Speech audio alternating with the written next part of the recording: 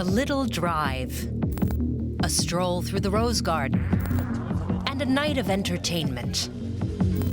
But this new bond between Vladimir Putin and Kim Jong-un is far from harmless. It's the leader of Russia, a country several years into a full-scale war, and the leader of North Korea, a totalitarian dictatorship that's constantly testing new missiles. What's really bringing these two leaders closer together? A shared vision of the world?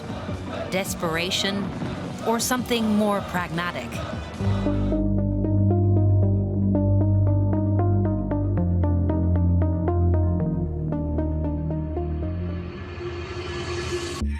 A pretty wild gift from Russia for Pyongyang Zoo. Vladimir Putin has been giving Kim Jong-un a lot of presents to show how close the leaders have become. These public displays of affection are meant for the whole world to see.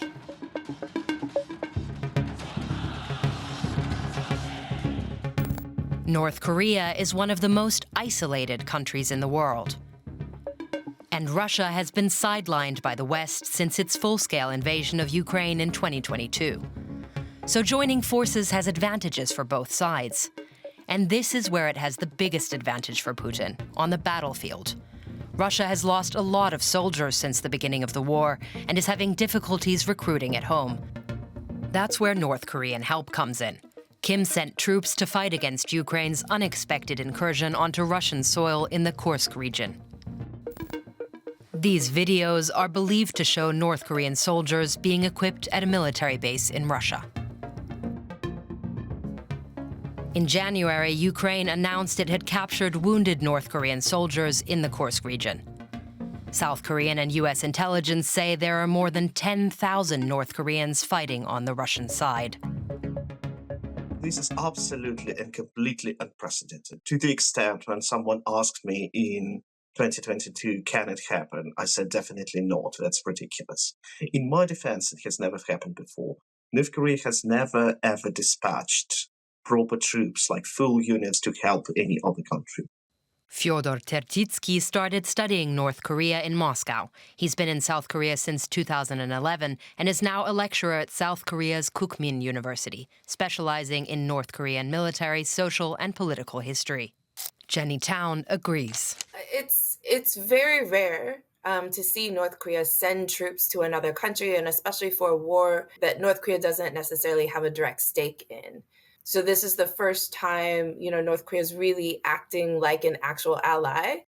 Jenny Town has been working on North Korea for around 20 years and runs the North Korea program at the US-based Stimson Center think tank. She spoke to us on a work trip to South Korea. Some of the reports that we're hearing coming out of Russia is that, the North Koreans are certainly capable and, willing to fight, but they have no idea what to do.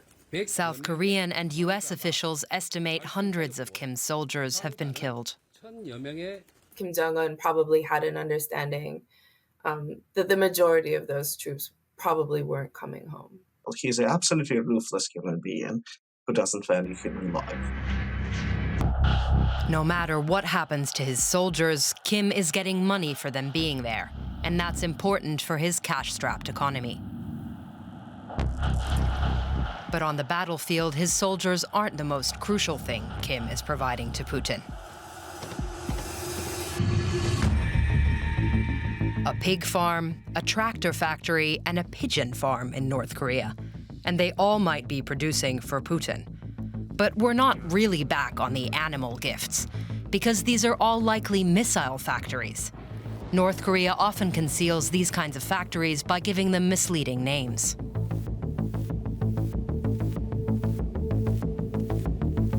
In 2023, Kim reportedly ordered a boost to North Korea's production of missiles and artillery shells. And guess what? North Korea has been providing Russia millions of artillery shells, according to South Korea's intelligence service. So it seems Kim is helping Putin resupply in his war of attrition.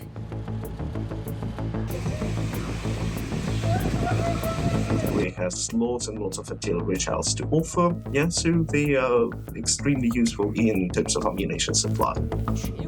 By the way, the horses we saw earlier were reportedly also part of Putin's payment for North Korean shells.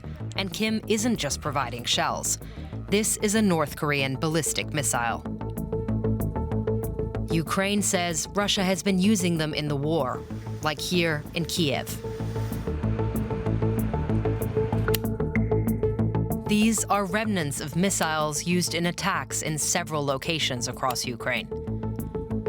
The UK-based investigative organization Conflict Armament Research has confirmed they're North Korean missiles. Russia has denied using North Korean weapons. But Kim and Putin have made their relationship official. They signed a treaty on comprehensive strategic partnership on political and economic cooperation. But the headline here is the mutual defense clause in the treaty. If either party is attacked, the other will provide, quote, military or other assistance.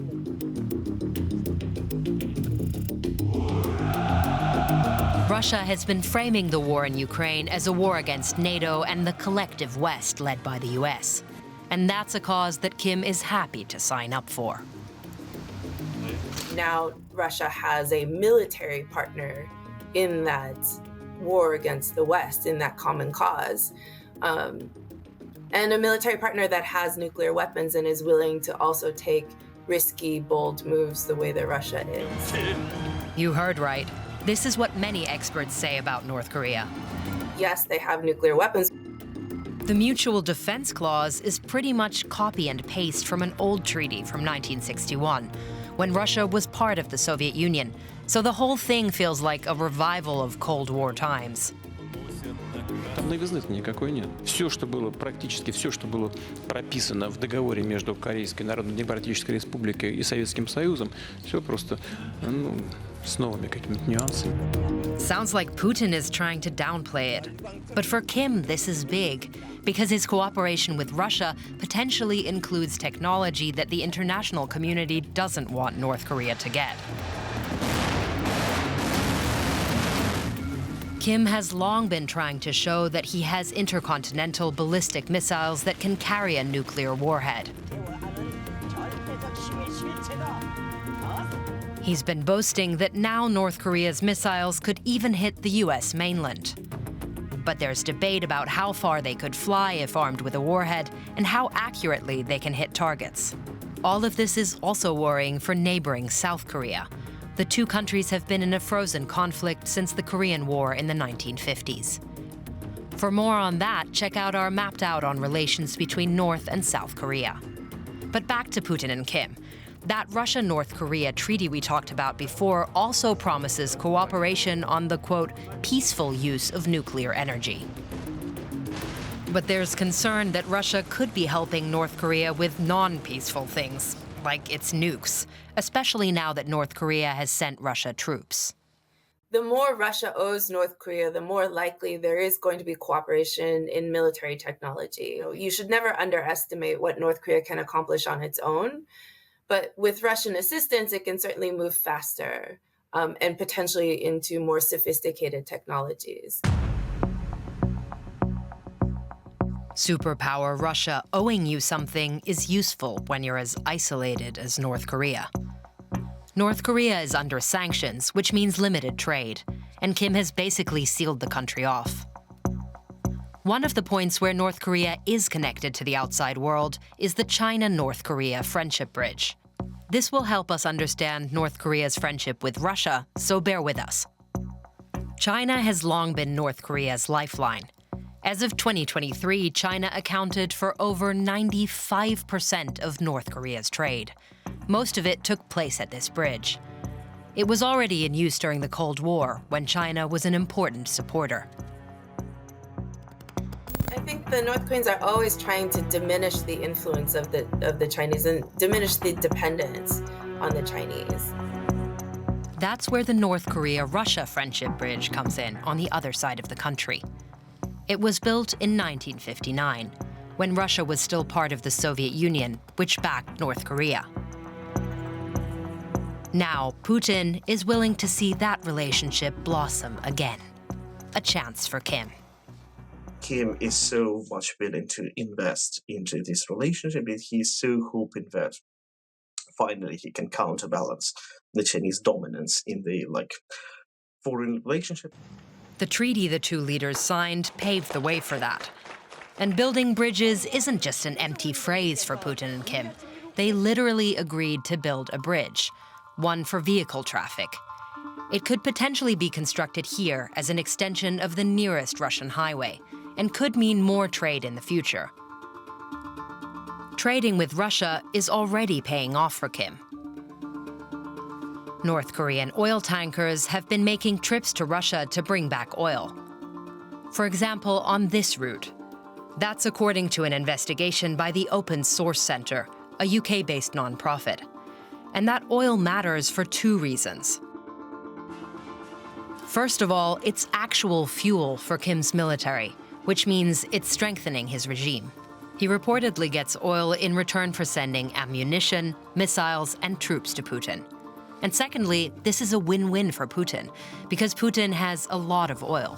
The majority of it used to go to EU countries, but the European Union has banned most oil imports since Russia's full-scale invasion of Ukraine. Putin's oil shipments to North Korea are also a way to show how little he cares about sanctions of any kind. Kim's regime has been under UN sanctions because of his missiles and nuclear weapons program for almost 20 years. They also limit oil imports to North Korea. Before, Russia consistently supported the restrictions. Now Putin has changed course. He's breaking the UN sanctions, and he's breaking the whole mechanism. Russia has a lot of power in the UN because it's a permanent member in the Security Council, meaning it can veto things. In 2024, Russia used its veto to shut down a UN watchdog that monitors sanctions on North Korea. The council itself is completely paralyzed on the issue of North Korea. No new sanctions can be passed. So Russia's behavior in the Security Council is pretty useful for North Korea. Meanwhile, North Korea's long-term ally, China, abstained in the recent vote. The different approaches between China and Russia towards the international community is that China doesn't want to upend the system. They just want better positioning within it, right? Versus Russia is trying to upend the system. So Kim's pulling out all the stops to keep Russia on his side. Here he is inspecting his pet project. Yup, a luxury beach for tourists in his totalitarian dictatorship.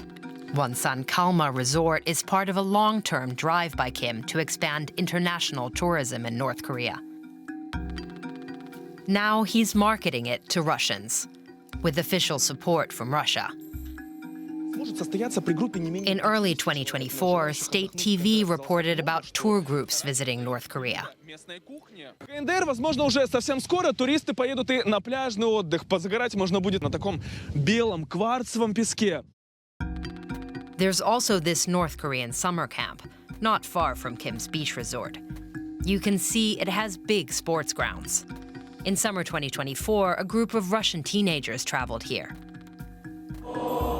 They're from a youth movement headed by Vladimir Putin himself.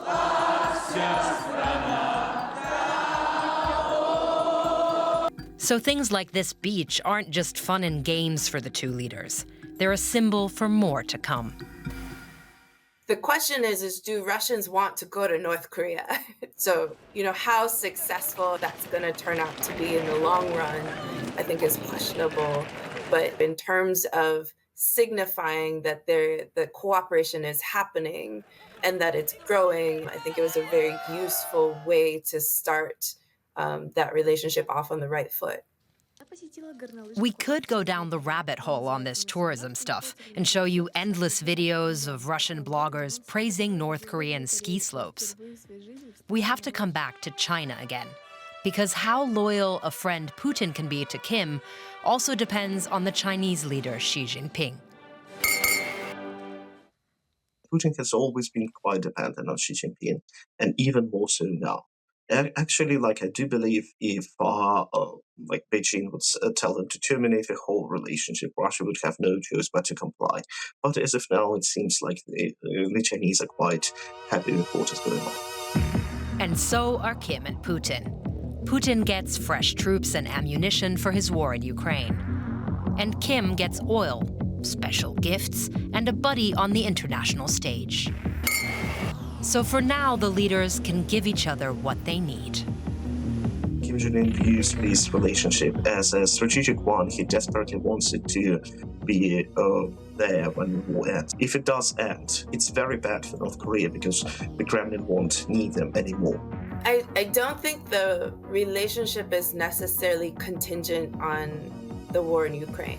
It is a substantive treaty and one that isn't just about the war in Ukraine, but really building cooperation in what Russia has referred to as the war against the West. Which means North Korea, a rogue and isolated power with nuclear weapons, can call Russia its pragmatic friend, at least for now.